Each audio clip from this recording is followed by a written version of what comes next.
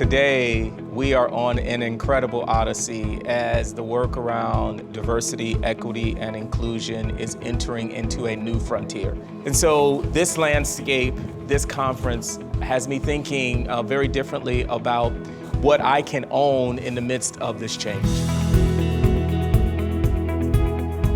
You know, Assembly is unique in that many of the other conferences that I've attended, you find yourself being shuttled from, workshop to keynote to workshop to keynote, and you don't get an opportunity to do a couple of things that Assembly gives you an opportunity to, and that is just go deep in a topic, reflect, and then engage with other folks that's also attending the conference. That peer connection and that time to have those kinds of conversations, to me, adds a greater depth of the topics.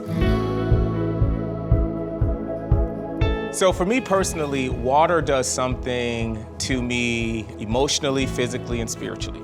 Being in an environment like this just adds perspective. So to me, that's the real gold mine of Assembly. I would describe Assembly as refreshing, connected, innovative. Assembly itself keeps me coming back. I know that I'm going to walk away with a different perspective.